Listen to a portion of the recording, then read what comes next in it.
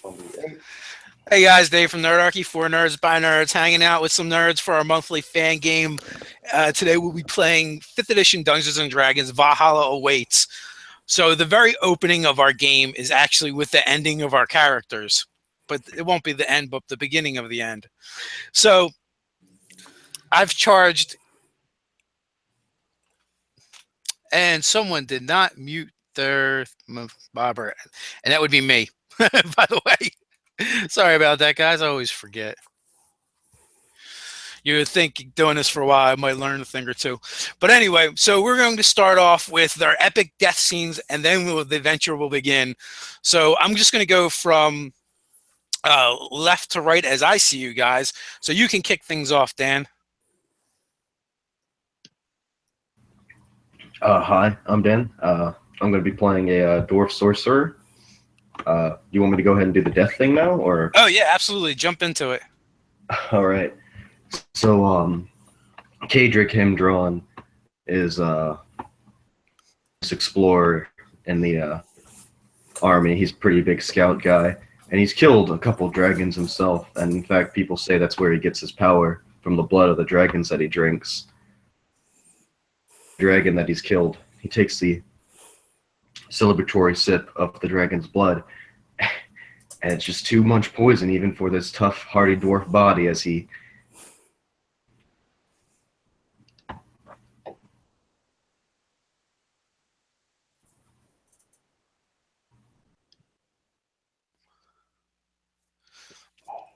So that's how he dies. He gets poisoned by drinking dragon's blood. Yep. Awesome. Hence why I cannot make it into Valhalla. Next, we have you, David. Go ahead. All right. Hoster Embergut has just gotten knocked out and is in the in-between with his friends. There are two portals, one that continues back to the mortal plane, or a portal where he sees his dead wife and child. And as he walks towards the portal, he walks into emptiness. Tricked by a demon. So death by deception, plenty of room in the sphere of annihilation. Pretty much. Awesome. And that brings us to you, Kyle. I'm playing a shifter blood hunter. Scandinavian kind of esque. I think Nord from Skyrim. He was recently with his party clearing out a vampire den son who he thought was dead for a long time. Despite the help of his party members, turned into turkeys from polymorph. He got captured.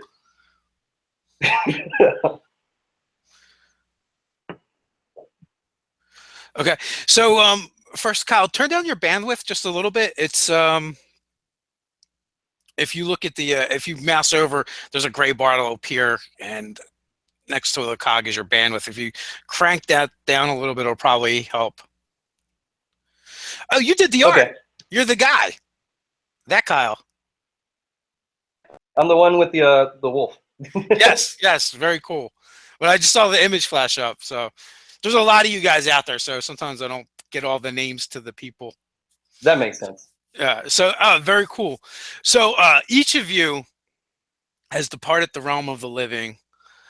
Your bodies lie where they are on a road that you weren't on before, and each of you kind of come to I almost want to say come to consciousness or awake, but you weren't really sleeping.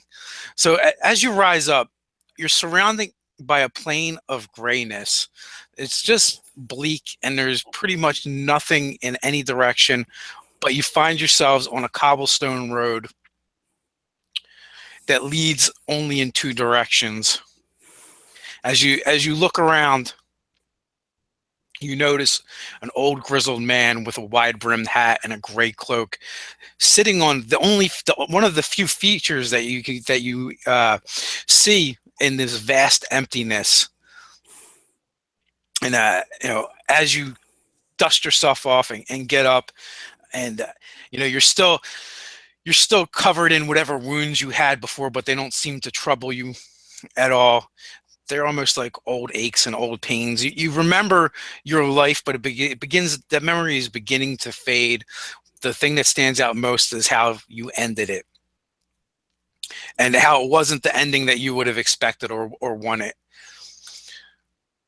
With a grunt, this older man gets up and looks the three of you over. What are you guys doing? Like, I call out, and I say, "Hail! Where are we in this strange land? I'm not where I remember I am.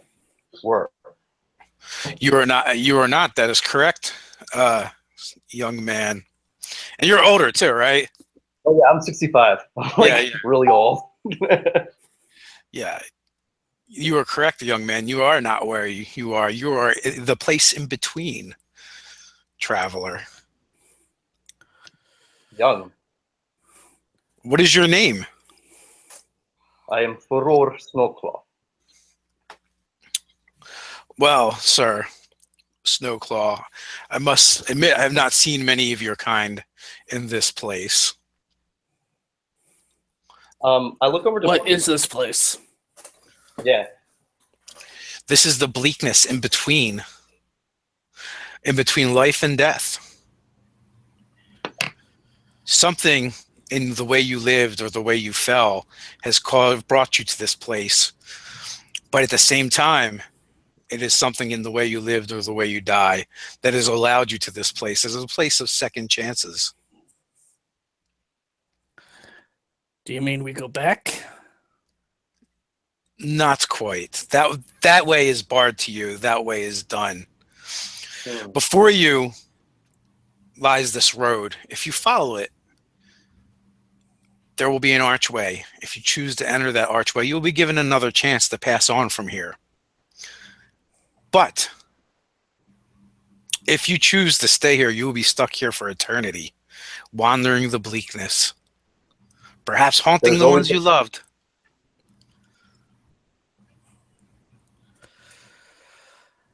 There's always a bus. There is.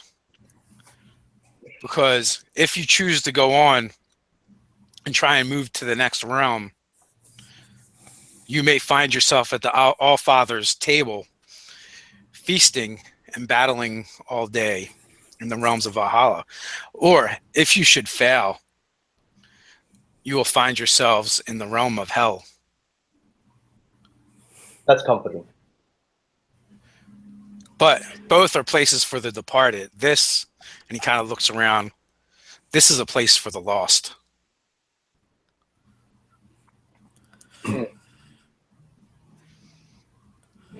Finally got my memory back. Don't want to lose it again. No. Let's try to be unlost. You, the three of you have the look of warriors about you.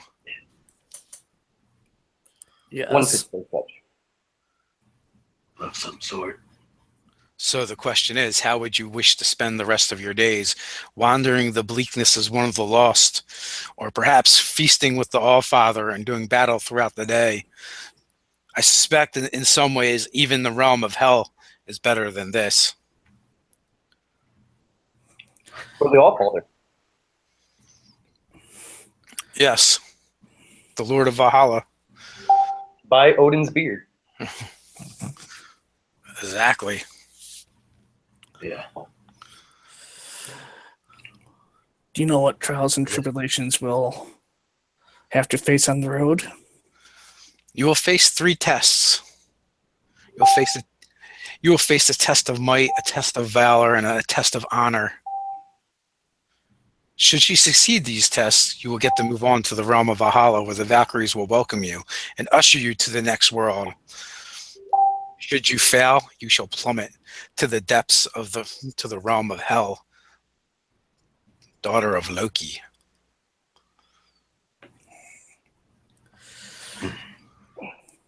I got a word for Loki. Many have words for the trickster. A word for the trickster. Although, if I were you, I would not trifle with or cross him.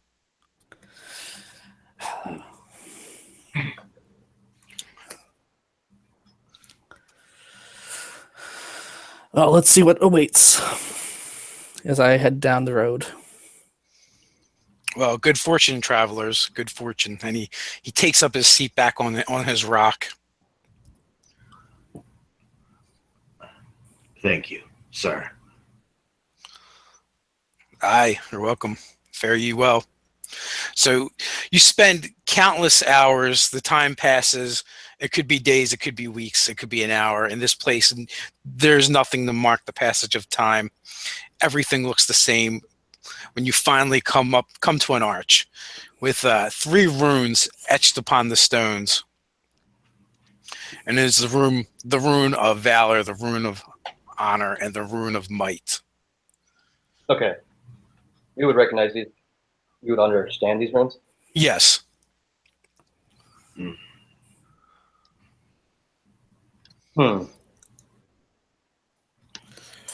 these are the archways, I guess? Well, We should go under them. Yeah. eeny, meeny, miny, mo. Catch a tiger by its tail. Oh. I point to the valley and say, let's do that one. I like this one. Yes.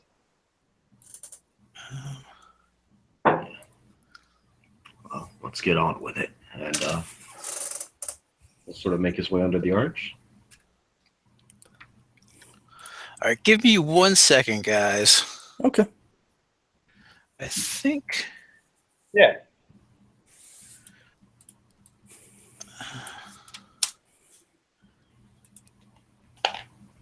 I think we have one more player.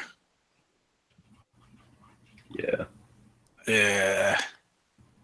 That may have not RSVP'd. Oh, well, whatever. The more the better, I guess. So, all right. Hold on. Someone had suggested that if I'm sure players, I just post a link in the chat. I'm like, that would work well. Oh my God, no. Yeah. Oh, yeah. 50, DM for 50 people, please. Yeah, that's what I said. I said it'll actually explode. I just do like a pick a number. Yeah. Pick a number. Yeah. If I had to put my bandwidth down all the way already. Yeah.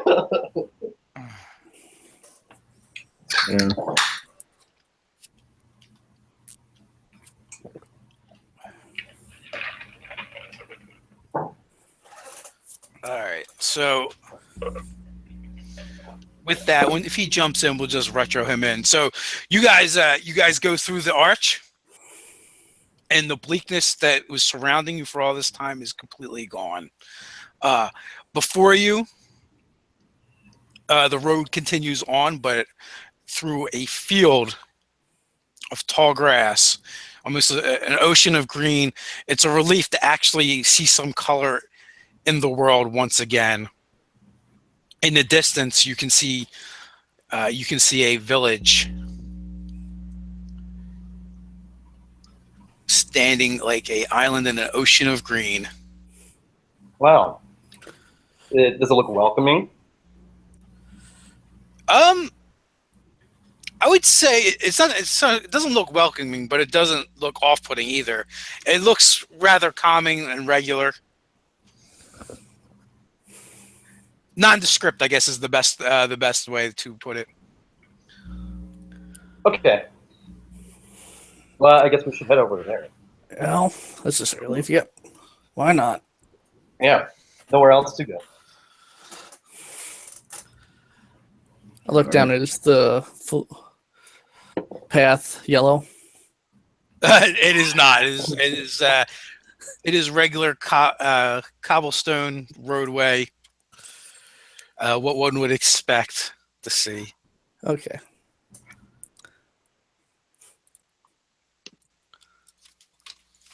So you guys travel for a while longer before the sounds and smells of the village actually begins to to come to you. And at first, nothing seems out of order, out of the ordinary. Everything seems rather regular and mundane. But then you begin to hear sounds of which you would equate with violence and anger. And as you come to the center of the village, there is half a dozen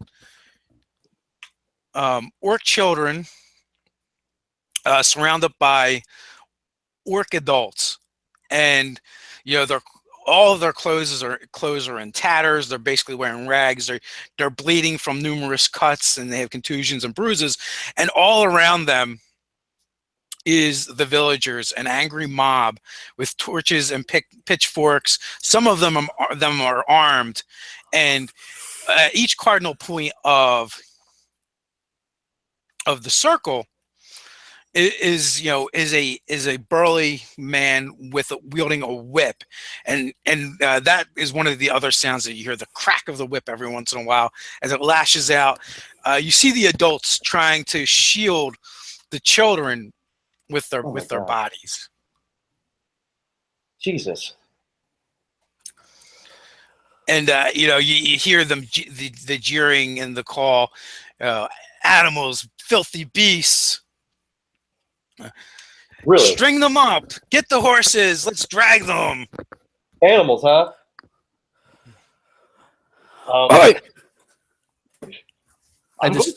I scream out, trying to get their attention. Yeah. So so one of the elders of the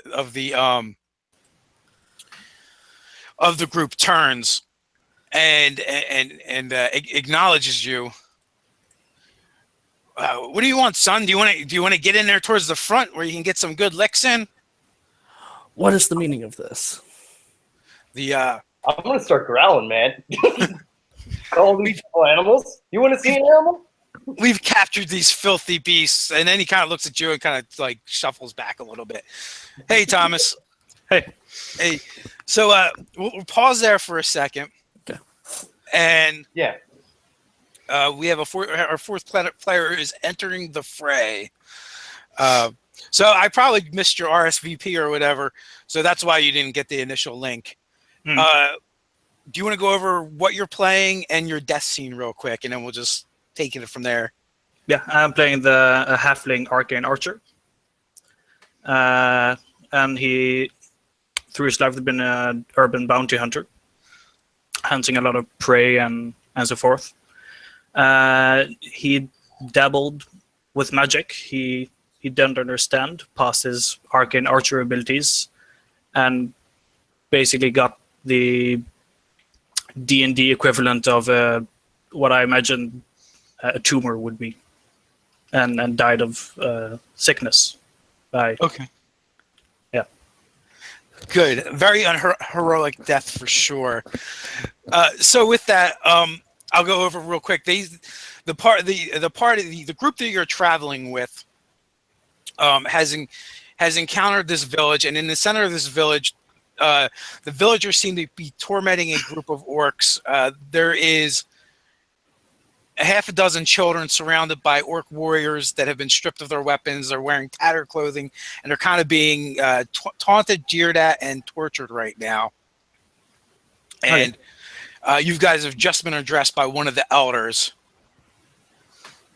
So with that, as the shifter kind of growls and snarls at him, he jumps back, a little frightened. He's like, "They deserve it. They're getting what they deserved."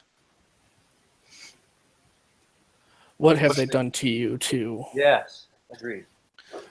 They're raiders. They tried to raid the village, but they failed. Children. We repelled them, and we tracked them back to their camp, and these are the ones that we captured.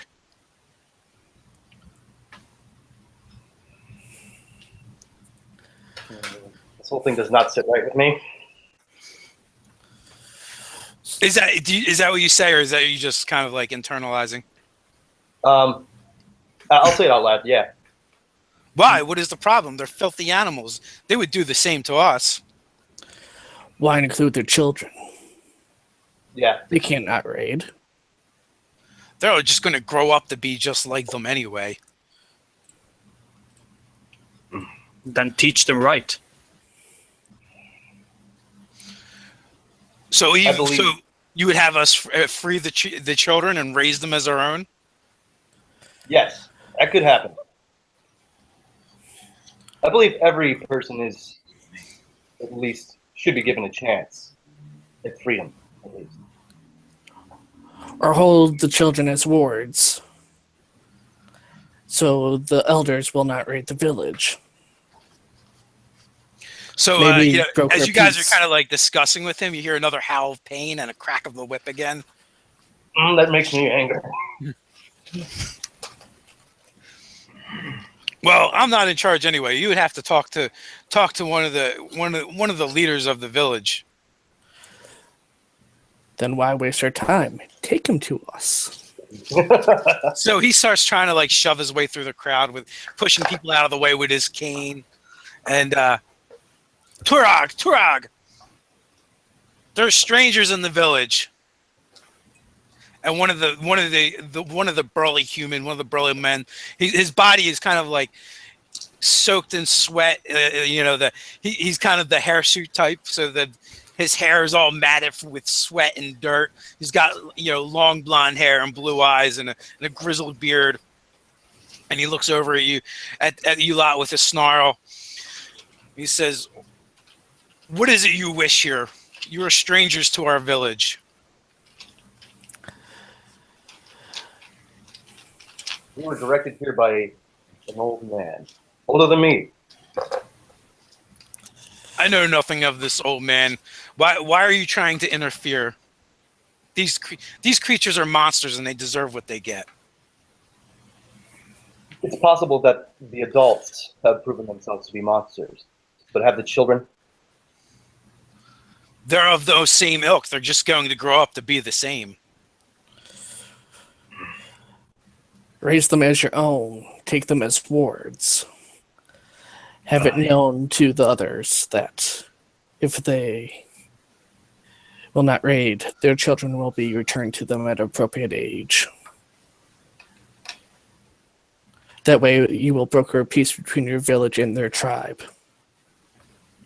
Perhaps, but in the meantime, there's more mouths to feed. And more hands to work. What do you think, Gren? And he kind of nods his head towards the old guy that brought you guys, pushed you guys through the crowd. I don't know. Strange. Seems strange to me. We should just kill these beasts and be done with it.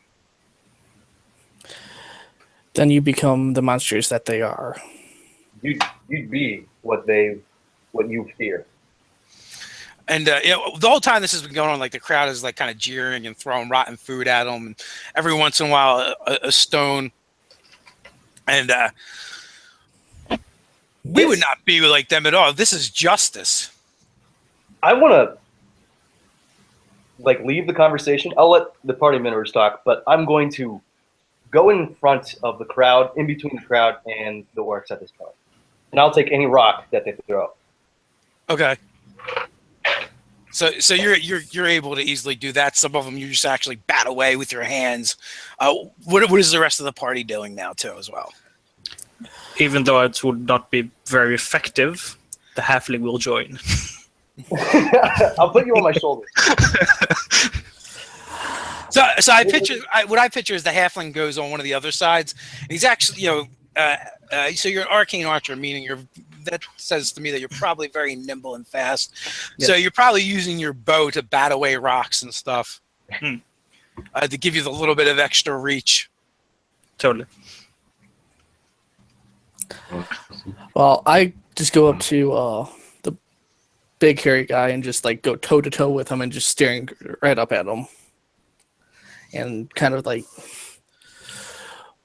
what man attacks someone who is undefended? I'm just like trying to stare up into his eyes, toe to toe. All my whole foot. They weren't that way when we found them. We defeated them in battle. And what do you see them doing now? Defending their children. What about you, Dan? What are you doing? The crowd is still like egging on the orcs and stuff, right? Yes. Yeah, so he's gonna cast it far enough away so no one will get hit by it. But straight up in the air is gonna like breathe, and there's just be this huge fireball of explosion to try to get everyone's attention. And then, excuse me, the men are talking. Oh, so are you actually casting fireball? Yeah. Okay. So that completely, there's a huge boom as the fireball explodes in the air, raining down sparks and embers everywhere. And you know, there's now you can hear a pin drop. There's dead silence. So what would you have us do? Perhaps we can give them swords and you can fight them and give them a good death. If they wish. I turn over to the orcs and look for, is there one that seems bigger or in charge? There's definitely one male that is bigger than the rest. If these people let you go and keep 2 of your younglings to raise as their own, will you not raid this village? All right, so you're a dwarf, right? Yeah. All right. And I'm got a little scorn in my voice. Okay. So you probably know that orcs really don't care about their young as much as other races. And you know they may not honor the hostages from their standpoint. Like now they are protecting them, but you don't think if they leave, you don't know if that'll hold. Okay. All right. Seems very survivalistic at this moment. So, yeah. So they're not quite the parental figures of the other races. That is for sure. And they've definitely the adage "I can always have more" is probably in there. But right now they are trying to survive as a group. And also too, they probably will not take. They're not going to just sit by and let them be harmed in front of them at any rate. Because orcs would perceive that as being cowardly. So it's less about them caring about the children and more about face. Okay. If that makes sense to them. And so, but that being said, the orc responds: if you free us and keep our children as hostages, we will not come back here.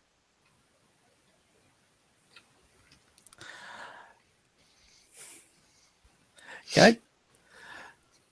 So I think he's lying, pretty much. Yeah. You think they don't really give a rat's ass that much about the villagers, about the kids. These orcs are pretty barbaric. But at the same time, they're also being. And right now, as you guys have come here, these villagers have essentially been torturing them, and they call that. And they've called it justice in their minds. No one's right here.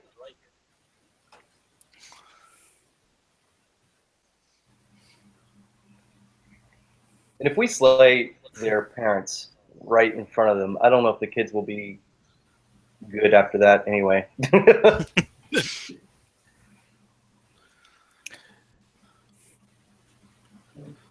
Or how about this? You seem like an honorable work.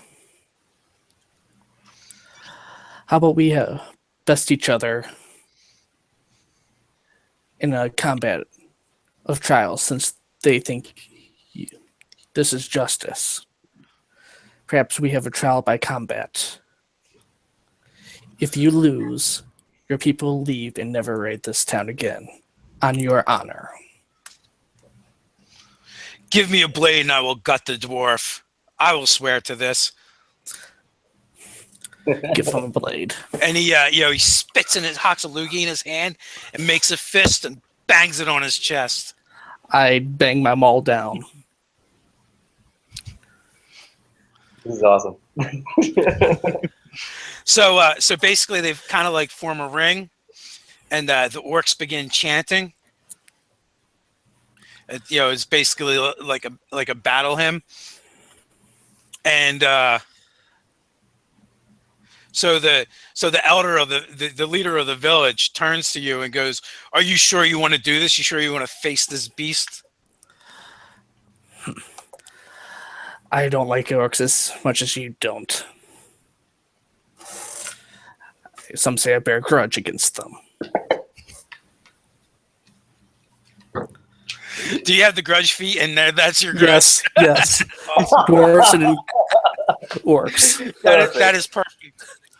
So I will stand by this. If you face this creature in combat and defeat it in single combat, I will honor the terms. All right. Warrior orc. Will you honor it on your warrior's code? Or will you be a coward? And My people will honor this. all right.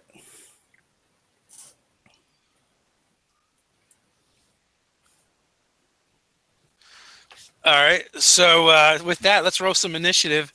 Unfortunately, we don't have dice stream, so we're going to actually have to use, the old-fashioned actual dice. Okay.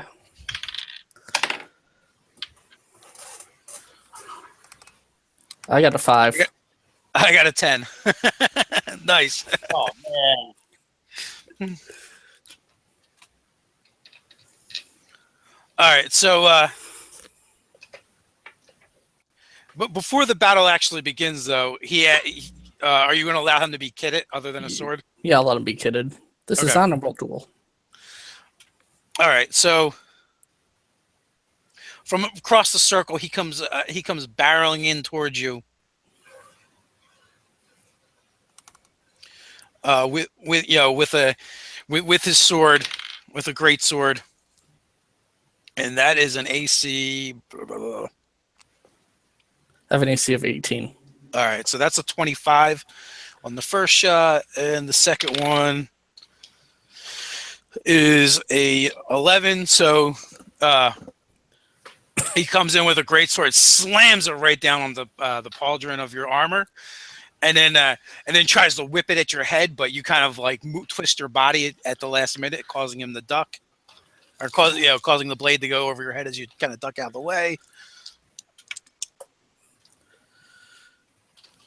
And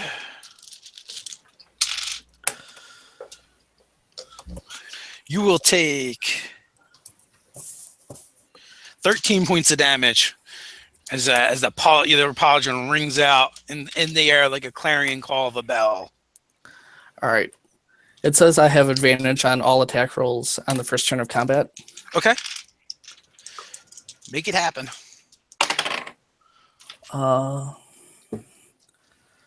That I'm going to try to do a trip attack, and that is 17. 17 to hit? Yes. Yep, that will absolutely hit. So he's one of the villagers actually gave him a suit of chain mail to wear. Okay. What are you using as a weapon? Maul. Oh yeah, you did say that earlier. So your maul, slams right into his thigh. All right. Do the damage. Can you make a strength save? Okay. Strength saving throw, and I have that's a 1 on the die. Oh. So He is prone. okay, so you come in with an overhand chop of your maul, slamming it in his thigh, and of his right leg. His right leg actually slams into his left leg, basically making him go horizontal. And then he ends up with his feet above his head as his shoulders slam into the ground for your first attack. All right, I'm going to do a great weapon master. Okay, how much was that damage? I'm sorry. I didn't roll it yet. Okay, that's why.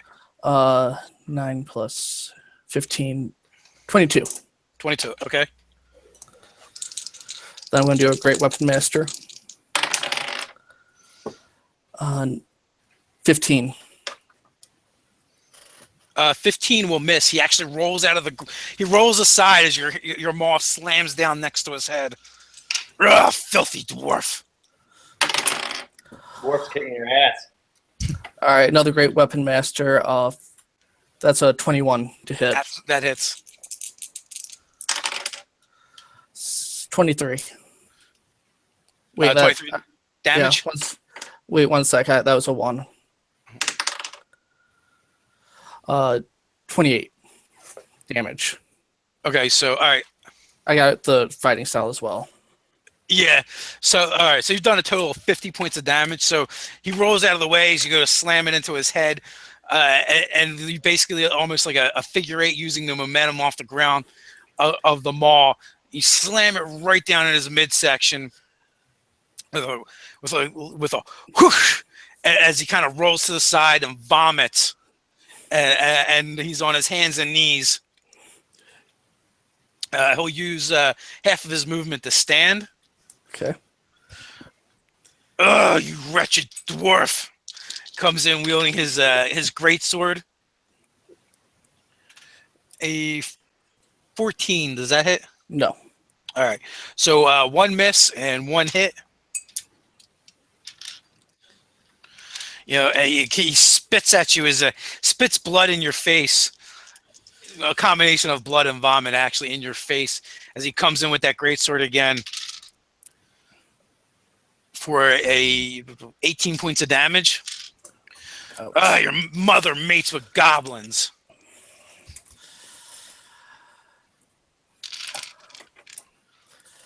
He just said his mother mates with goblins? He did. He absolutely did. So weird.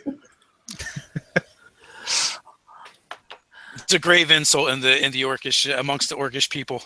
Oh, okay. I'm going to miss. I'm going to then swing at his knee again for a trip. Holy. That was a natural 1. Don't know if you want to do anything with that. Nah, we won't. Actually, just make a dex save DC 10. 17. All right, you're fine. You lose I'm your getting foot. rid of this die. It's going in the timeout. Yeah. Does a 16 hit? A 16 does hit. Well, He gets his greatsword up for a parry, and you actually ride the blade right into his chest. that's 12 damage. Okay. So with that, he begins circling you, and then he screams out into the air, which you believe is a battle cry, and praise the Grumsh. And he only takes 1 attack, but his blade comes lancing in at you.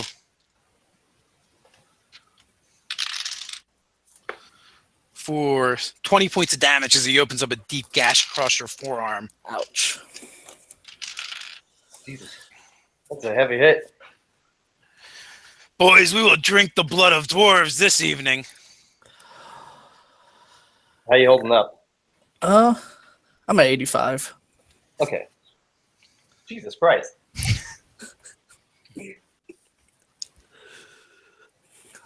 I'm hardy dwarf. All right, my turn. Yeah. I'm going to go for the combo of swinging at his kneecap. Okay.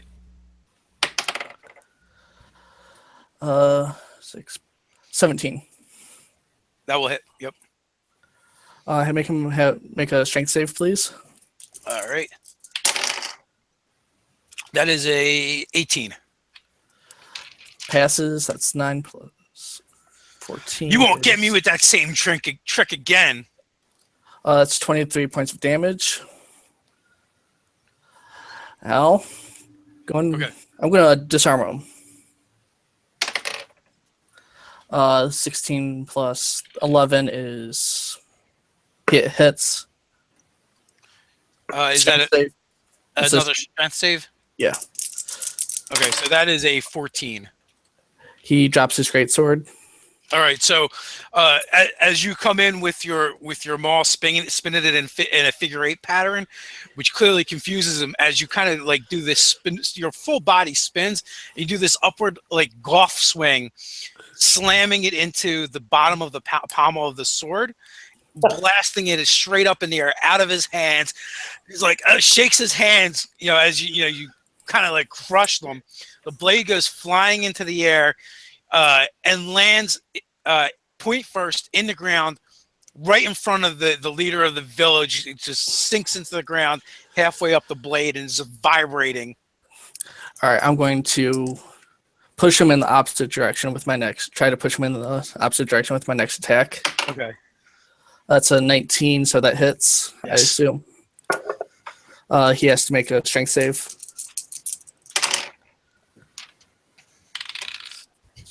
Yeah, 21. So you're unable to move him. I do 16 points of damage to him. 16 points. Yeah. Okay, so I just slam him in the chest, try to move him. So you actually hit him so hard that it causes him to.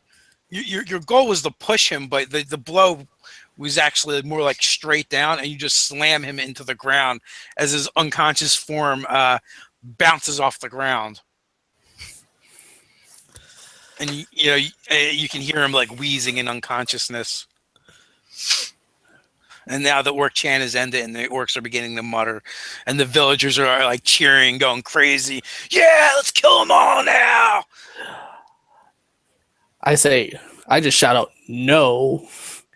You agreed on your honor to let them go, and they agreed on their honor that it would be a cowardly act to attack this village again. So with that, the leader walks up to you and he goes, "You are correct. You are one of great honor, as is your companions." And he pulls a golden ring from his bicep and hands it to you. Take this in reparations for our misgivings. We will hold to our pledge. And he kind of salutes to you. I give him a nod. And the villagers clear out, and the orcs gather up their fallen comrade and take him off. And they first tend to him. He's actually he was unconscious, but not he was unconscious and dying, but not dead. Okay. Can I take a little bit of rest? That took a bit out of me. Yes. I'll just walk over to you and say, let me heal you up for a little bit. I'm going to use 1 charge of my healer's kit to heal you up. Okay. So that's a D6 plus 4. Oh, you get the feet? Yeah. That's 1d6 plus 4 plus 12 because we're level 12. Okay. So that's a Nice. 2 plus 16, so 18. 18. That's 1 hit. Did you also say you're a fighter? Yeah. I can second wind Yeah. as well. Absolutely can. I That's pull 8 out plus some meat 12. That's 20. from my 20 plus backpack. 18 is...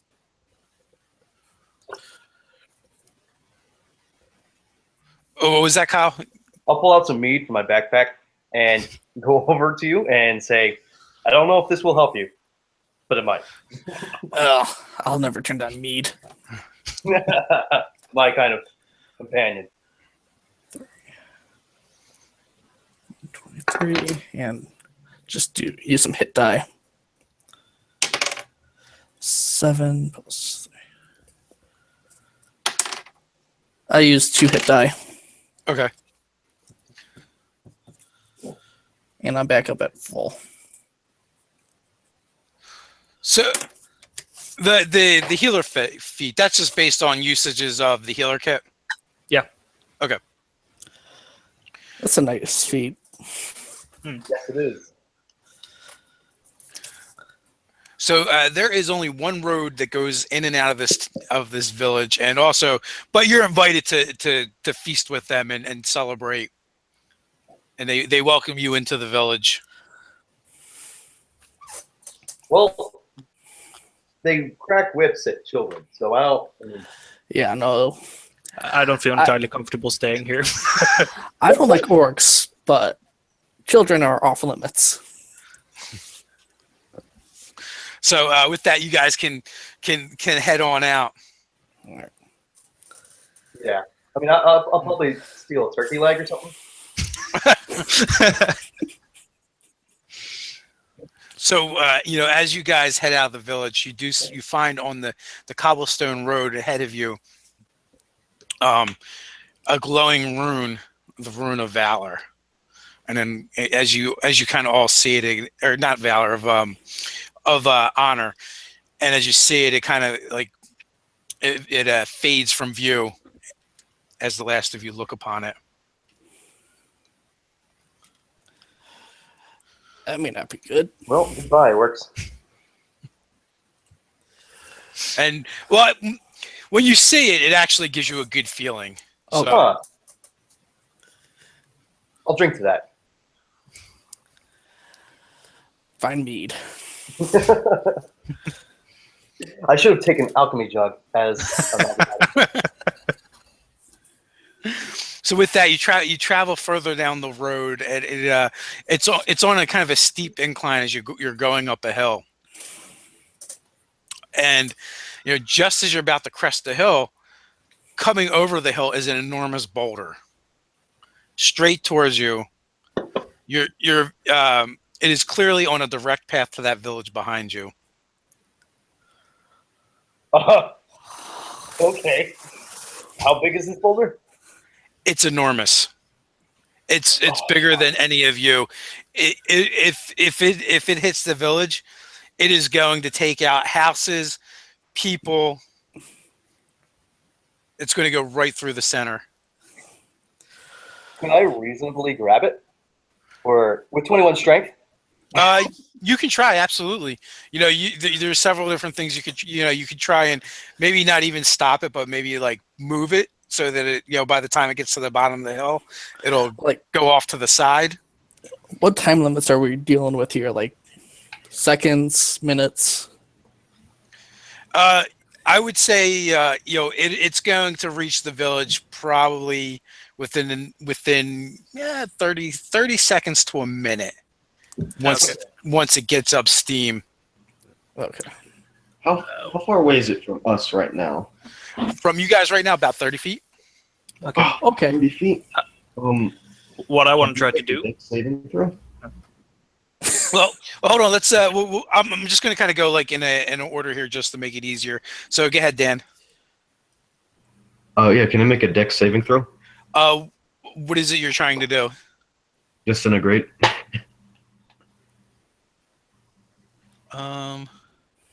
You can absolutely cast Disintegrate on it.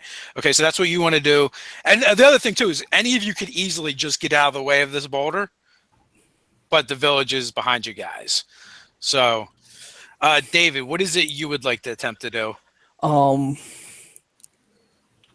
Is there a way I can just like kind of toss my maul to like knock it, make a little bump so it would veer off? Like try to toss it in its path just so it veer off away from the village? Yes, you could definitely try and deflect it, using your strength as well. Kyle, are you going with you're going to try and push it? I don't know about pushing it. Like push it to the side maybe once it comes by. That could work. Or I could also help him slam it with his maul. I have a great axe maybe I could use. Okay, you could like try and turn it to the flat or something. Yeah, exactly. Just kind of slam it with the maul. Okay, and Thomas, what are you thinking? What I want to try to do, I want to run to the side and shoot a bursting arrow at it. So using my bonus action to create an arcane arrow and shoot at the side of it so it's going to veer off. Okay. Ooh. So one of you guys has a really good perception, right? I do. Okay. All right. My So perception is 32. Okay. So Dan unleashes his disintegrate. So a green beam of energy shoots forth. You can describe how you want, however you do it, if you want, Dan. Yeah, green beam of energy, specifically from his mouth, like most of his spells, comes forth. And is it large or bigger? The boulder, absolutely. It's probably be Yeah, it would be huge. yeah. So then, just like a 10-foot by 10-foot cube chunk of it just gets eroded immediately. Okay. So when you hit it, it basically it hits the boulder, and then the green energy begins to splatter all around it and kind of like take shape and form. And one of the things that gets noticed is they were barely perceptible before, but these runes kind of come into view. And give me an Arcana check, Dan. Alrighty. 12 plus. Thank God it's not me. I'm so not good at that. I'll 14. have to reflect this back at you. What's that? 16, my bad. Okay, 16. Oh, good. Okay, so with that, the energy seems to just kind of get absorbed into it. Now, give me an athletics check, David. 24. Okay, 24. You actually are able to push and slam into it with. Actually, if Kyle, if you're assisting him, you can actually roll again with advantage to see if you get a better roll than that. Nope. Okay, so you guys actually are able to slam your maul into it and move it just a little bit. You don't think it's quite enough yet, Damn. but it's definitely moved. It's moved some. But that being said, after it was hit with the disintegration ray, it's also starting to pick up a little steam as well. Thomas, your bursting arrow, you shoot it in the ground right in front of it. No, just like at the side. I thought so to move it away. Okay. Do you have the perception skill? Yeah, I do. Give me a perception check. And you can make that with advantage because you used your arcane archer ability. That's a 22. Okay. So you've just observed everything that happened. And you find a spot on the actual boulder where the runes actually cut it like a groove into it. So you launch your arrow right into that. It wedges and then explodes, pushing it a little bit further to the side. Nice. But it's still on that same trajectory, and it has moved past you guys a little bit, unless you do something to keep pace with it. Yeah, let's try to run with this thing. Yeah, totally. All right, can I action surge, dash in front of it, then just try to shoulder it? Yeah, you could absolutely attempt that. Shit, can I? And I will actually join him with that. Yeah, I'll try to. I also have the boots of Sprouting and Springer, I think it's called. Oh yeah, which okay. gives me a speed of 30. So I actually Okay. can't keep up with these guys. I'm going to try to help push.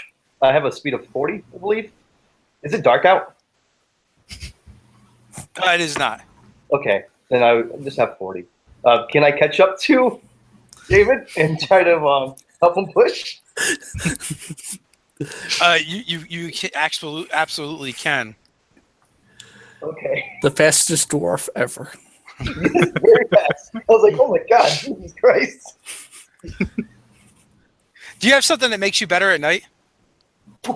Yeah, the Blood Hunter, it gives me dark velocity, Oh, okay. which can be when it's in dim on dark center.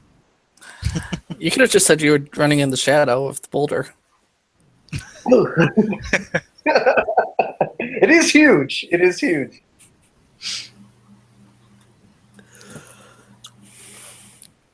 Advantage. Okay. On strength? Oh. 12. A 12. Okay. Yeah. So all three of you. I have 24. So well, it's only one check because he had advantage. Oh, So you said you're assisting. So all three of you will take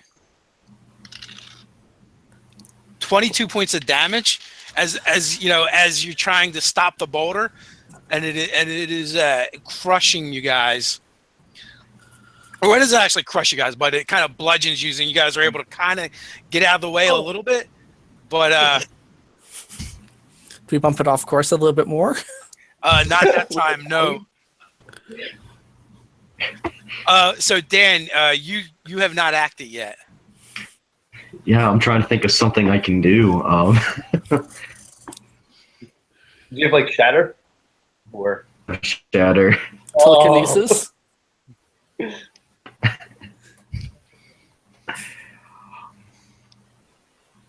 I guess,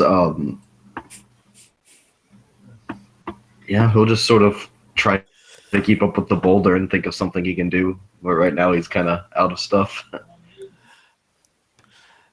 Okay. Like curling, like Ray of Frost. I love it. Yeah, race it to lower its speed. wouldn't that make it go faster? Away from the village. Oh my god. I've got a cunning plan.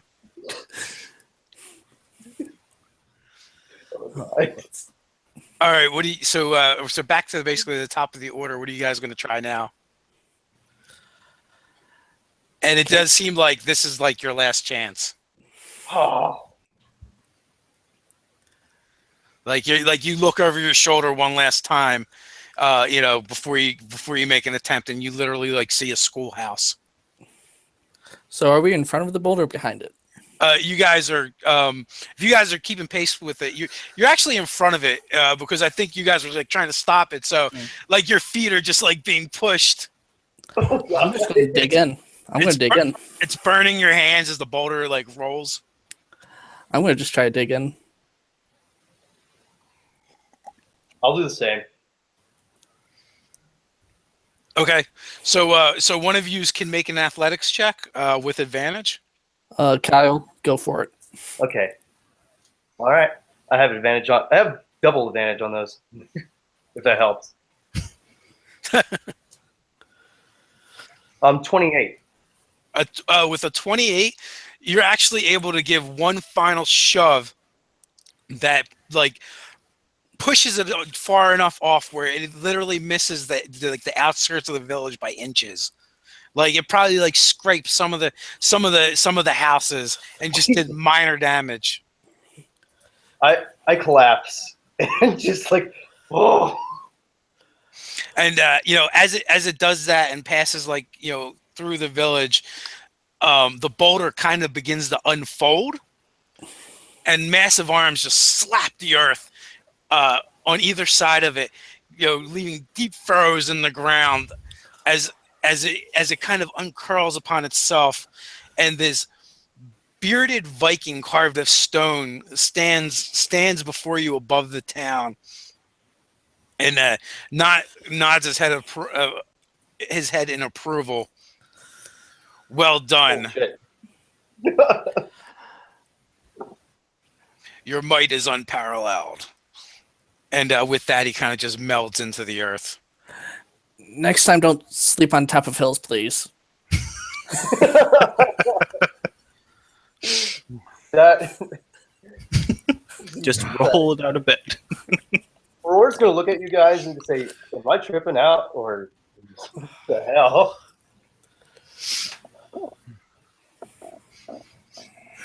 Can I do like a Arcana check to actually know even something close to what that was?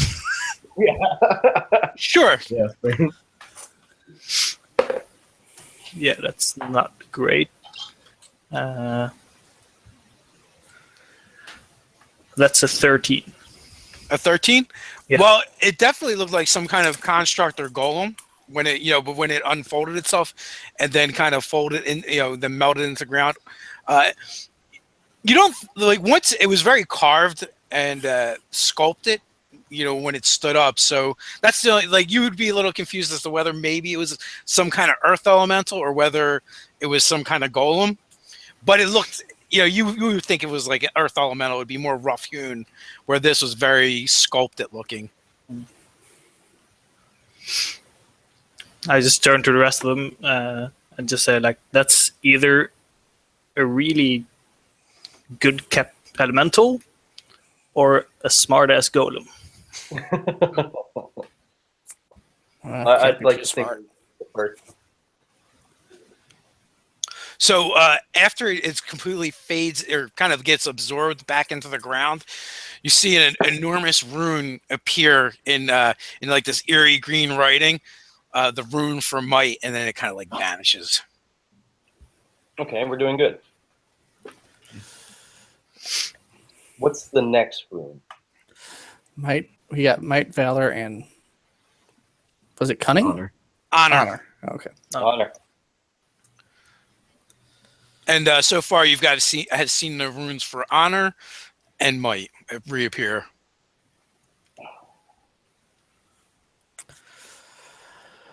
Let's go to honor.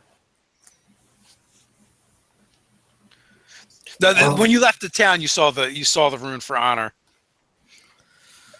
Oh, that's okay. So They didn't necessarily appear in the order you saw them on the archway.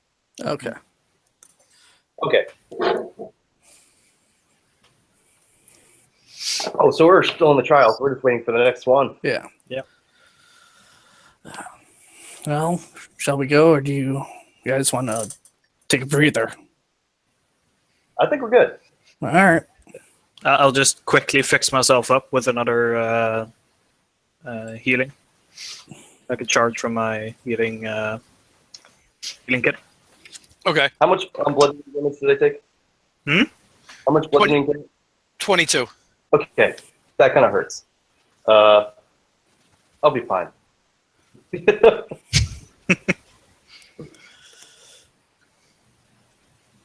So, with that, what are you guys doing now? I guess we're going along the road. Yeah, we're heading down the road there. Okay, so you guys march up the hill, and you find yourself at the top, and the temperature in the air begins to drop a little. It becomes a little more chill as you move along. On the other side of the hill, you see a storm raging. Ice and snow is beginning to build up. Hail is raining down, but there is only really one way that you see to go, and the road continues onward. It's a little. The cobblestones have a little bit of hoarfrost on them as banks of snow begin to build on either side. My kind of weather. The road on the other side of the hill, the road actually goes through a large forest with enormous trees. All right, let's go into the forest. Yeah, let's get some cover from this. Exactly. Yeah. So you guys make your way forward.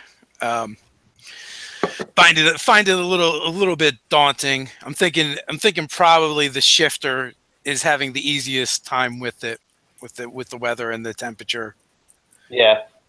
Dan, you're a dragonborn. What kind of dragonborn are you? Poison? Me? Yes. I'm a dwarf. Oh, you're a dwarf. Oh, I'm sorry. Yeah. One of the characters that didn't make it had sent me a dragonborn. So you guys, so we got two dwarves in the party then. So you guys are trudging forward. The snow is starting to pile up. Now it's like up to your knees, and fortunately it's a powder, so you're able to trudge your way through it. Okay. Definitely difficult terrain. You don't need snowshoes. Yeah. I'm probably having some issues, right? Oh yeah. It's up to your chest now. Oh God, you guys just want to pile on me? I what's the halfling's? What was your name? I'm sorry. Quintus. I just grabbed Quintus by his scruff and put him on my shoulder. I'll sit there, but I'm like, yeah, I'm not happy about it. The journey for you has just gotten much easier. Come on, child. Too short for one big one.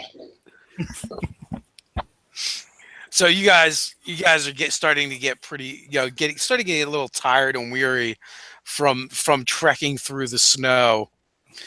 Everybody, and Nicole, everybody, give me a DC 15 Constitution saving throw. I've only got a +1. That's about it. 20. 8. 17. 11. So everyone that has failed, you have 1 level of exhaustion. So I believe that reduces your. Actually, I'm going to use my Indomitable. Yeah, I'm going to do that too. Okay. That's way better. That's 17. 9. No. So the halfling is able to shake it off, but the extreme temperature, the snow, the wind, the weight of the halfling is finally bearing down on you, and fatigue begins to set in. So you have 1 level of exhaustion. First level's just skills, right? Yeah, I believe it's just a disadvantage on your skill checks. Okay. And now it is actually the sun has fallen. It is dark out. And that's when you hear the crunch of snow off in the distance coming towards you.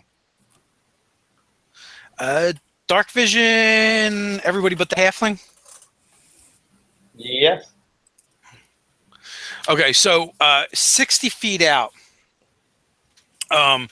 what you actually see is incoming. So there is. That's not the die I wanted. This is the die I wanted. That sounds bigger. It sounds bigger.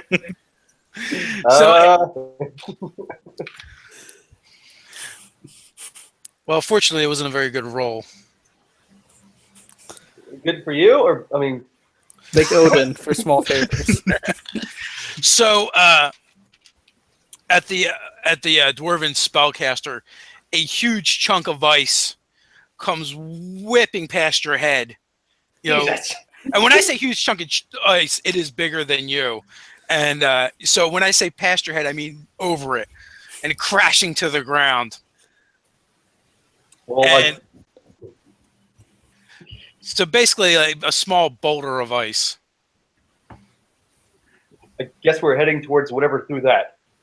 With that, through the trees, you start to see shapes take form. Enormous men that are nearly the size of the tallest trees in this forest, easily standing 18 feet tall, bedecked in armor, huge beards of blonde and red, and great axes slumped over one shoulder, while their other hand reaches into satchels to grab more rocks. You guys can roll initiative. Oh, they're just throwing it at us? Are they like lounging? No, they're walking towards you. Oh, okay. I thought they were just like.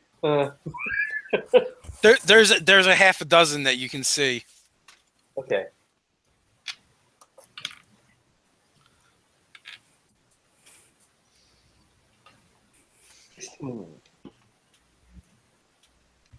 Oh wait, that's smart. I got a 15. All right, so the halfling is actually going to go first. I don't know if you guys can actually see that number on the die. Oh no! Oh No. But on the plus side, it was initiative and not an attack roll. So very true.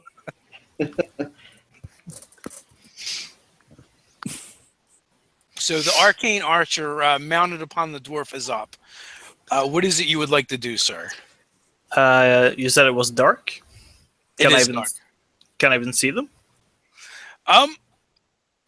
You see, there's moonlight, so you probably see shadows. It's it's not lit well, or I don't know if you have a way to produce light, or you would have.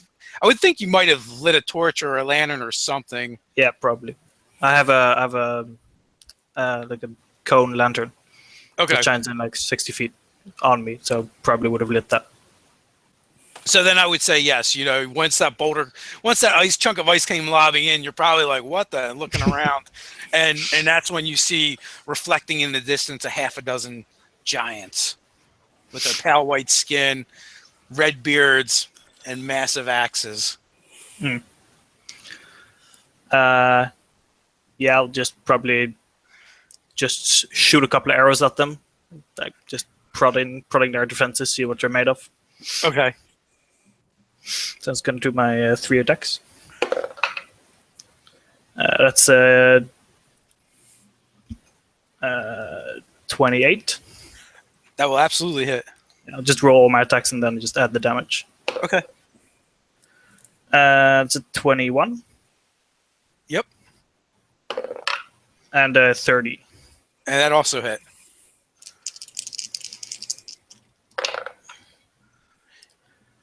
That's 10,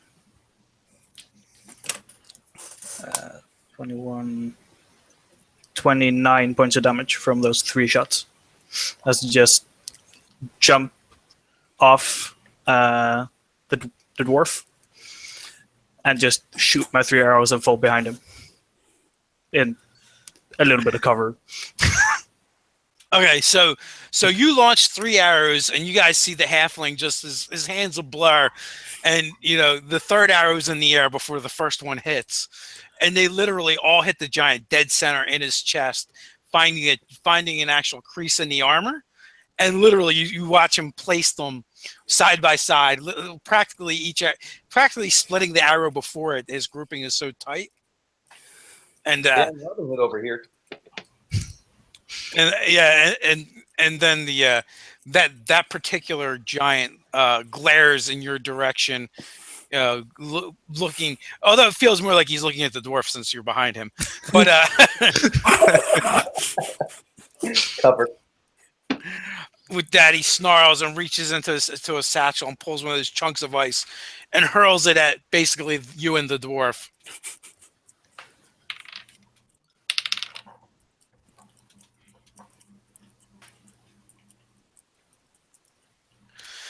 AC 20. Yeah, no. That hits. Okay. Jesus Christ, man. I mean, they're huge boulders, though. Yeah. So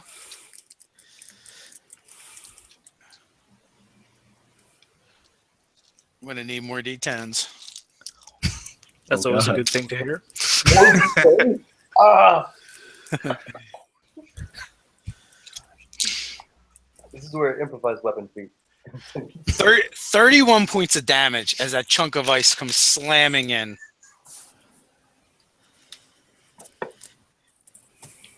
Are there multiple giants? Or Yes, is there's a half a dozen of them. Jesus.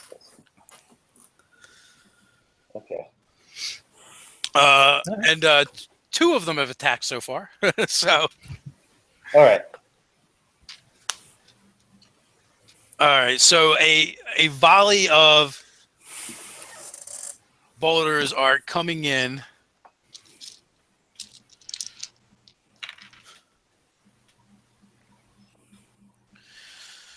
And let me see. There's 4 of you, so actually these 4 will just be 1 at each of you. So all right, so an 18, does that hit you, Dan? It just does. Okay. David, the dwarf, you're going to get hit again. And Kyle, a 22. And a 17 to hit the halfling. Yeah, that just hits. All right, so Did one attack me? yes, 22. Oh, yeah. That's Oh yeah. All right. I mean, I ain't a warforged. So you each take 22 points of damage as the roadway is now littered with these chunks of ice. Oh, And it is I'm just gonna like hit with boulders all day. Kind of sucking. all right. So Kyle, you are up. What are you doing? Okay, I'm going to use my bonus action and turn into a werewolf. It's gonna be like, and the best I can do right now is just go up and claw this guy, and I'll do that. Okay, so there's 5 of them that are untouched and 1 that is wounded. I'm gonna do the wounded one. Just try to focus fire on that arrow.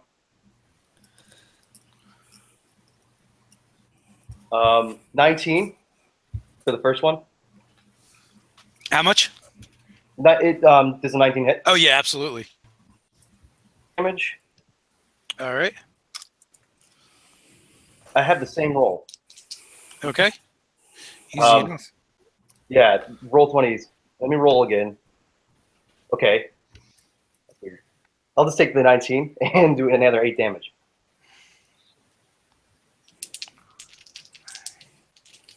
I'm not doing that much damage. Oh, that makes sense. All right. And that is my turn. Okay. So that brings us to the 15, David. Yeah. How close can I get to them? The wounded one, at least. They've been moving steadily towards you guys, so they're close enough that a full move will get you there. All right, I'll get in a full move. I'm going to do a menace attack. Does 22 hits. Oh yeah, absolutely. He needs a whiz save. All right.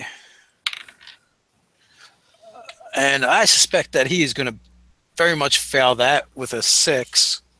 Okay. He is scared of me until my next turn. Okay. Then I don't get advantage against him if he's afraid, do I? No, it affects them more than it affects you. All right, I'm going to roll just 2 more regular maul attacks. And I got natural 17 and natural 19 on the die. Okay, they're going to all hit. All right, so... Were you also focusing fire going for the wounded one? Yeah. Okay. This is going to be the menace. That's... Reroll that. That's a 1 again. 9, that's a 14.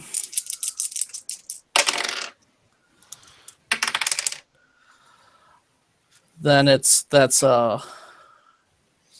14 plus 15.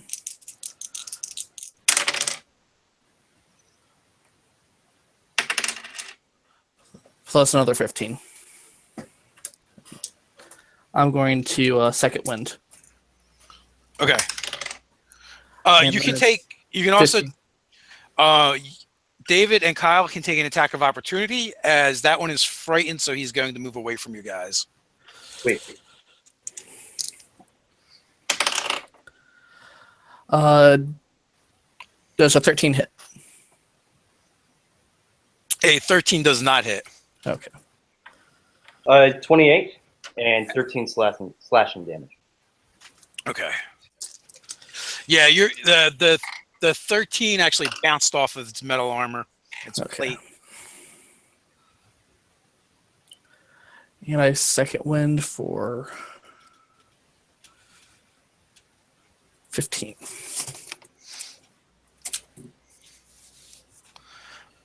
Okay, and then that will bring us to Dan. Using his boots of flying, he's gonna walk up 25 feet in the air, and I'm gonna twin spell Chromatic Orb as a 5th level.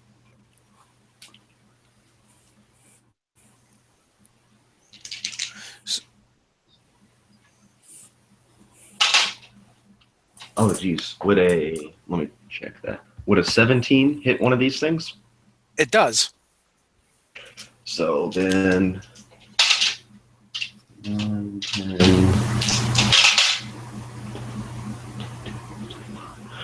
30 damage of the first one, poison if it matters. Okay, and is that the injured one or a fresh one? That's an injured one. Okay. And the second hit is 14. 14 to hit will miss.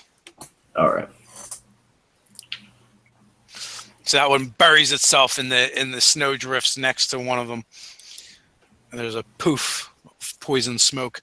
The one looks extremely. It looks like it's on barely standing as he's staggering away. And then that brings us back to the halfling, the arcane archer, sighting down his bow. He's looking really rough, so I'm just gonna start with just shooting 2 normal arrows at him. Okay. See if that does the job. That's 9 plus 22. That will hit. What's your minimum damage? Minimum damage is 8. Okay, so first arrow, as he begins to lurch away, and in fear and fright, he turns his head to look to see if he's being pursued. As he does that, your arrow goes straight through his ear hole, and his enormous hand comes up, slapping the side of his head, and then he just falls to the ground, and which shakes with the weight of his body. So that's your first attack. Okay, then I'm just gonna switch targets to whichever one is closest to the dwarves. Okay. It's a 23 to hit, and a 21 again. They will both hit. That's 17, that's 21 points.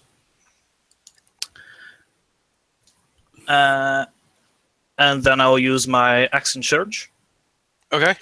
And I use my bonus action to create a defending arrow. If it hits, he will have disadvantage on his next attack roll. Okay. So that's a 22. Absolutely hits. 19. 19 hits as well.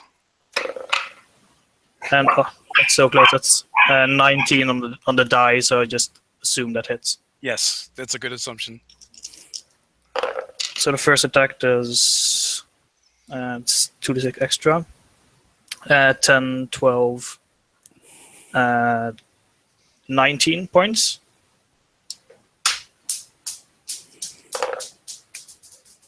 The next one does 20, or the next 2 to 24 points of damage. Total for the 2? Okay. Yeah. Okay. So the halfling just unleashes a devastating volley of arrows into the air, dropping one of the giants and wounding another. With that, two of the giants turn to the shifter and the dwarf. Rip. Yeah, rip. So at the shifter, we'll go there first. Okay. 23 is the low attack. Hit.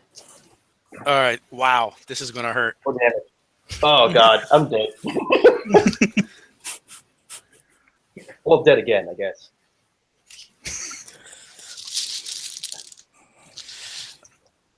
All right.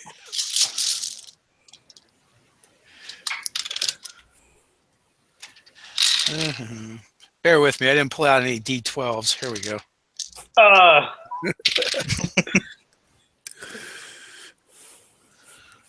You're gonna use your great axe, I think, right? Yeah. Really big great axes.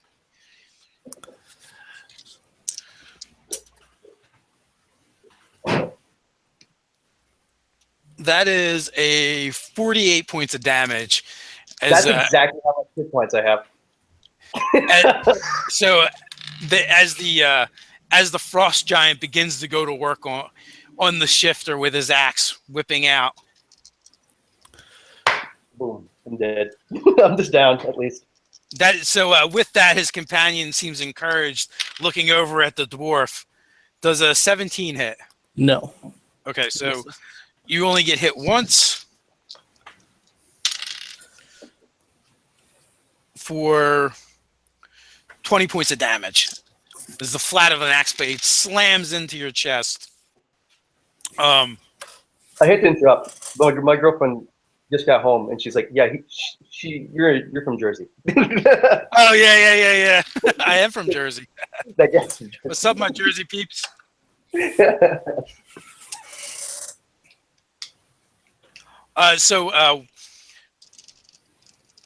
that, let's see. One of you guys is going to get an extra boulder, and it's going to be one of you guys that are far away.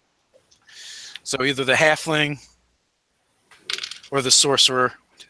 So it's going to be the halfling is getting 2 boulders launched in your direction. 21 and a 24. Yeah, that definitely hits. All right. And he hollers out, "Take that, you little vermin!"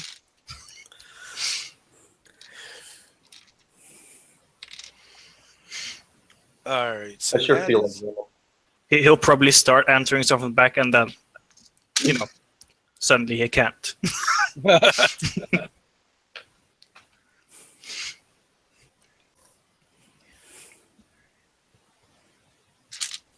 Ooh, that hurts. That's a lot. That is 62 points of damage. Oh, jeez. Surprisingly enough, I'm still alive. That's amazing. Barely. A 26. Does that hit you, Dan?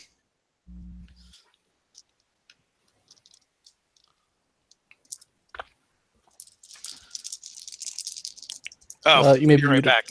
Yeah. He said he'll be right back. So I'm going to go off on a limb and say a 26 is probably going to hit. I think that's pretty safe to say, yeah.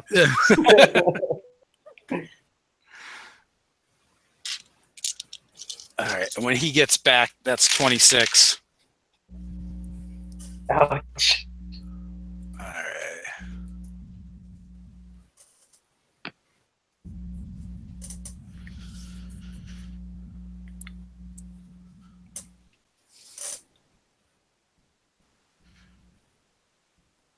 All right. And then that will bring us to Kyle. You're down. Yep. It's your turn. So you can make a death save. Done. Yep. I always love these. Oh, come on. Roll a 20. 12.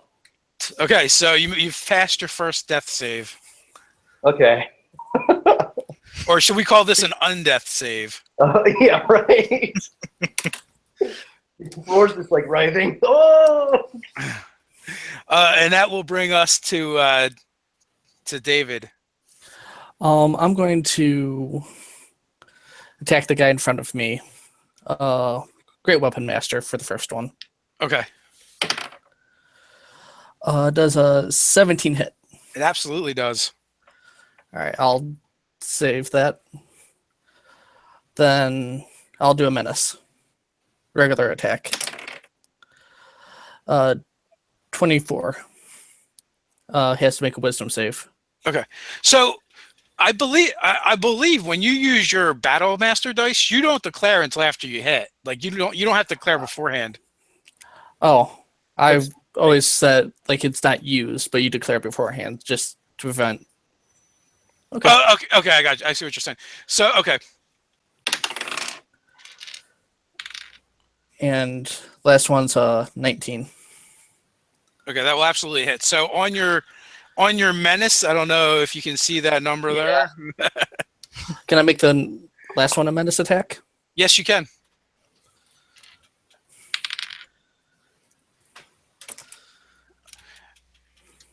And that is going to be a 8. So he's not going to pass that one. Okay, first damage is 27. Second attack's damage is 20. Last attack's damage is 21.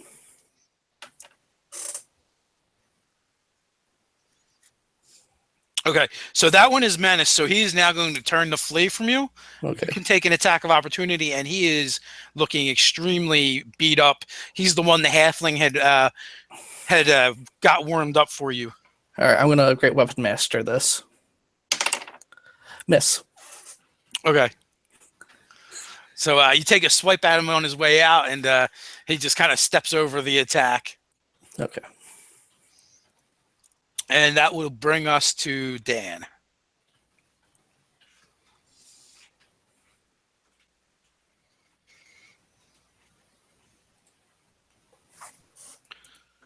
And you there, Dan? Yeah, I'm eating. Oh, sorry. Okay. So he'll fly another 20 feet up, or 25 feet up.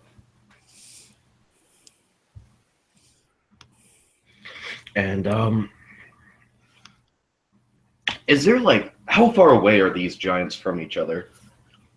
The giants right now, they're probably spaced out from end to end about 30 feet. Darn. So there's 5 of them stretched out.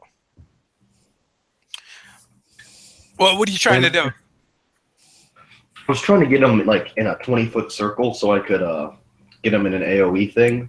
You could get 3 of them easily. Oh, okay. Then I need 3 con saves. Okay.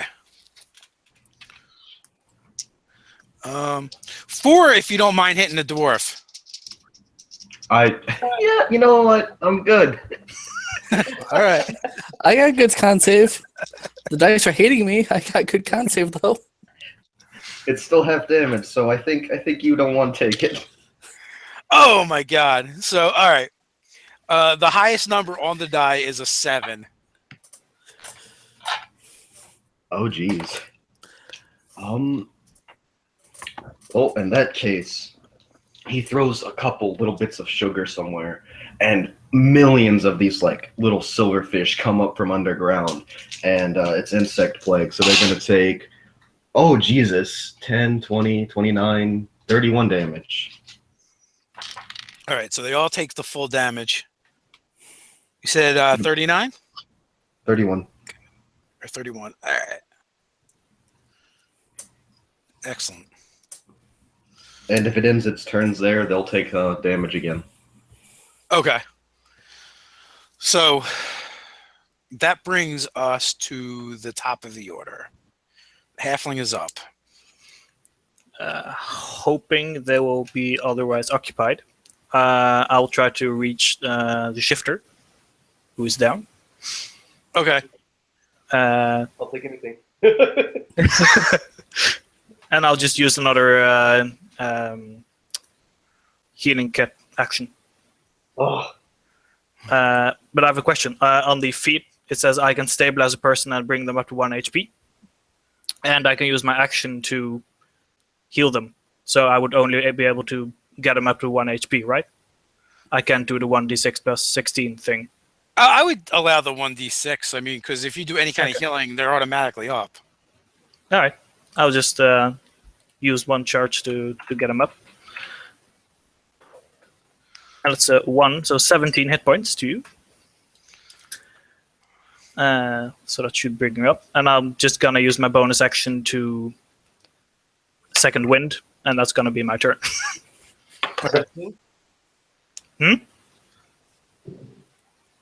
You said 17, right? Yeah, 17. Oh, that's more than enough. Thank you. And I'll just heal myself then for 19 points. Okay. I'm also, by the way, really rough. Just pointing it I out don't there. think any of us are. Did you say that out loud? No. So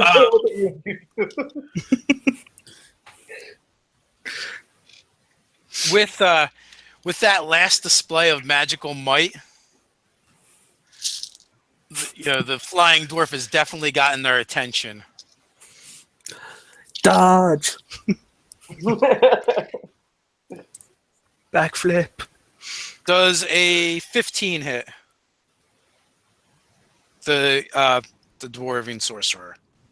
Not with my magical bracers of defense. Excellent. What about an 18? Yeah. Okay. All right. So 5 rocks just come plummeting through the air in your direction, and 4 of them hit. So this is going to hurt a lot. I'm so sorry. I can assure you, this is going to hurt you much more than it hurts me.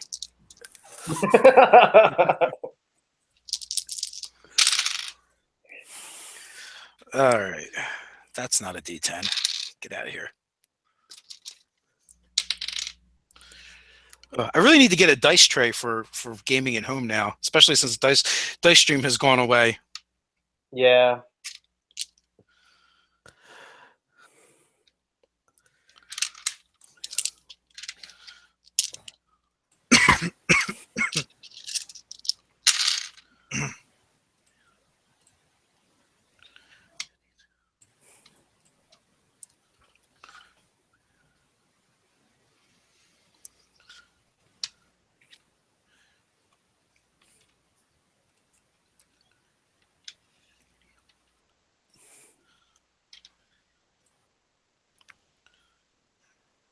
Wow. So 4 rocks collide in midair with the dwarf amongst them Oh, for 102 points of damage. really? Okay. Sorry. Is the one that's Um, afraid? Was he at disadvantage? No, because he wasn't attacking you. Okay. What was that, Dan? I haven't taken a lot of damage like that in my day. How does instant death work in 5e? You have to do your maximum. You have to take your maximum. Okay. Yeah. Okay, then I'm good. Just making sure. Are you down? Oh, I'm definitely down. Okay, so Jesus Christ. so the dwarf falls to the earth, slamming into a bank of snow. And with that, Kyle, you're up. I'm not feeling good, but I gotta make the best of it. I'm going to use my bonus action to shift and get some health back, or at least temporary hit points. That would be 13, so 30. So let's see what I can do. What kind of blood hunter right do I have?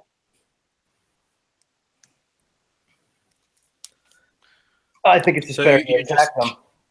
Yeah. Honestly.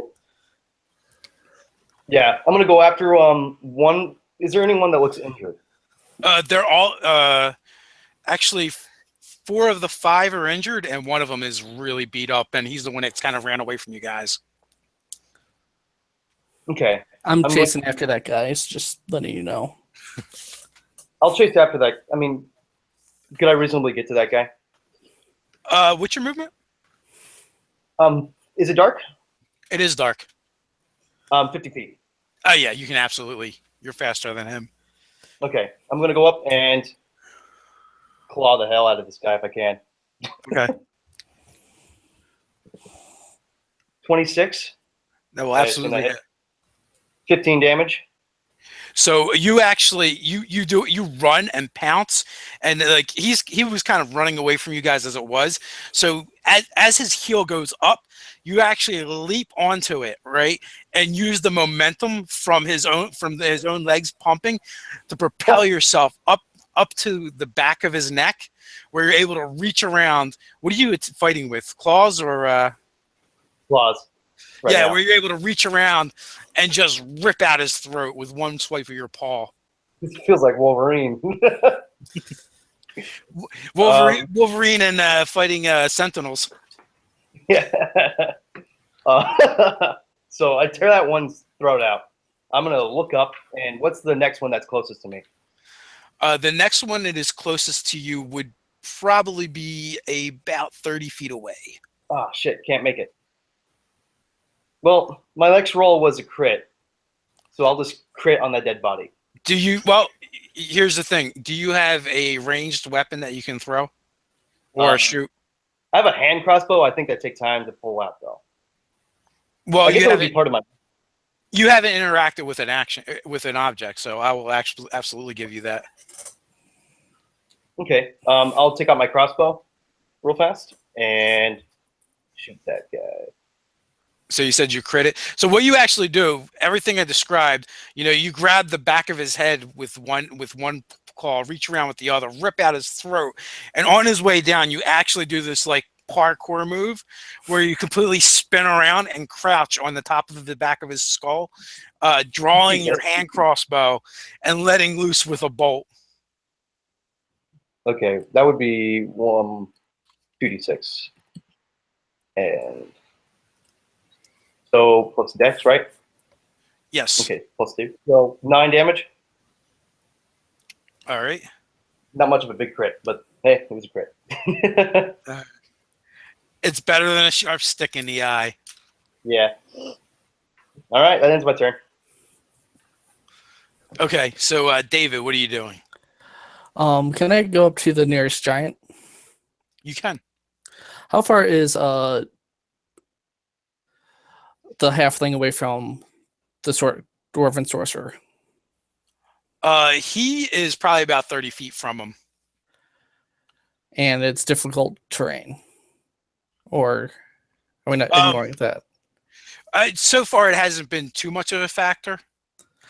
Well, for Okay. him, it's actually going to be difficult terrain because he is smaller than the rest of you guys. All right, so I'm going to try to go up to the next guy and make him afraid of me. Okay. That's a natural 20. That will absolutely. Nice. We need it.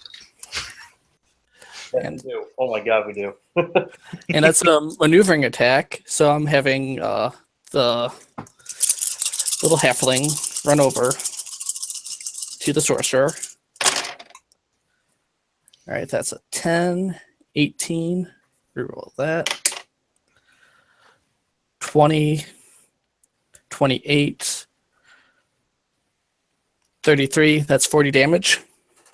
Nice. And that triggers the Great Weapon Master bonus action attack. Yep.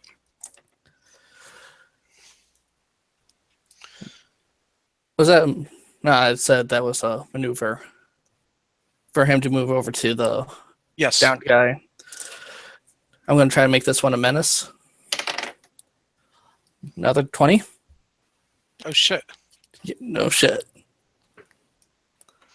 Okay. I'll follow that fun again.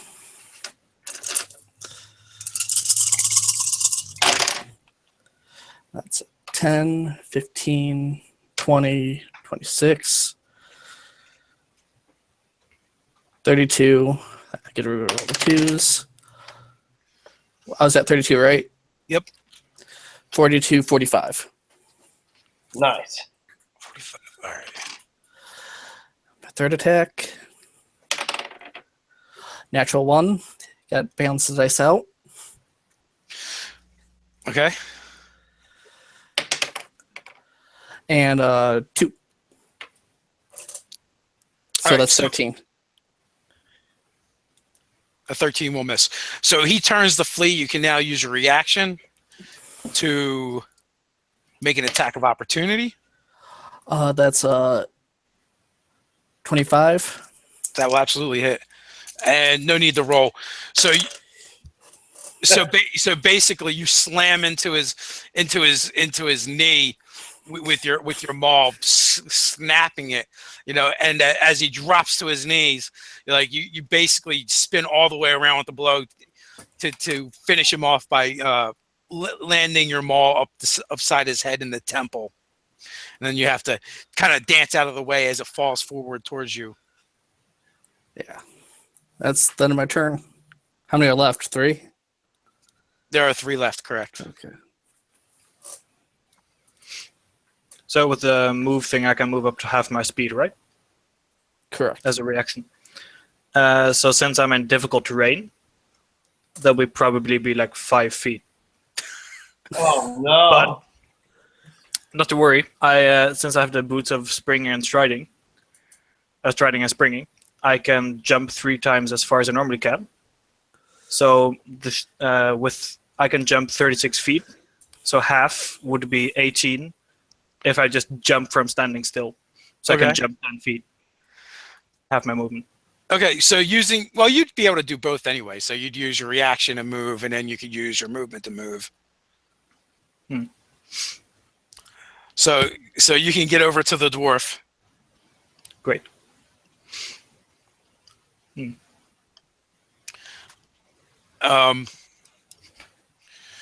Well, you still have your action. So are you going to try and get him up, or what are you trying to do? It's my turn now? Yes. Oh, great. Yeah, I'll just use my action again to expend another healing kit. Or a healing kit charge. Okay. Quite handy, that feat. It's a 19 points for the sorcerer. Okay, so Dan is up with 19. Wow, you guys are lucky he popped in. Yeah, absolutely. Healed my butt. All right, so there's 3 of them left, and one of them one of them charges the shifter, one of them charges the dwarf, and then one of them charges the halfling and the dwarf. So the shifter. Oh, I have resistance to neg. Oh my god. I'm so dumb. You have Okay, resistance let's do it to over. non-silver and non-magic weapons. Is that what I'm hearing? Yes. Does a 15 hit you, Kyle? No. Okay, so 1 hit on you.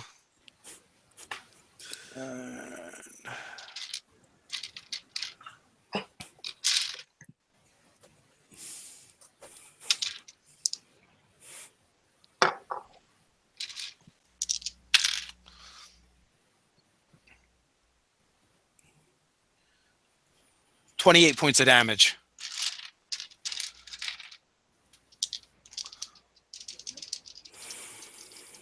All right, the dwarf. Ooh, nothing lower than a 25.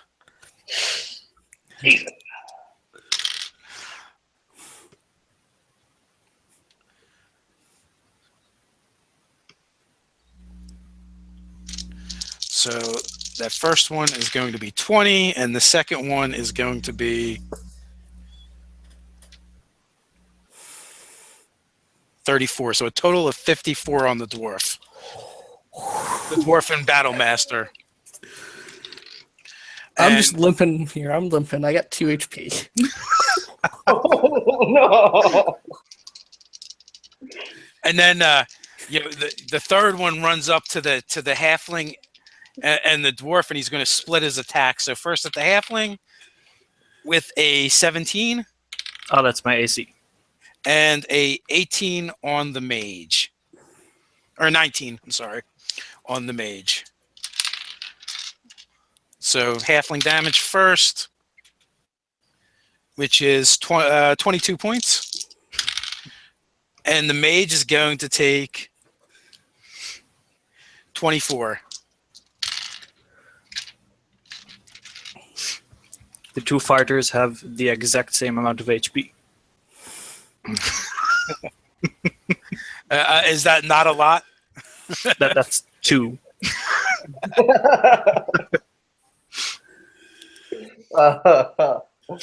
We're fine. We're fine. Yeah. So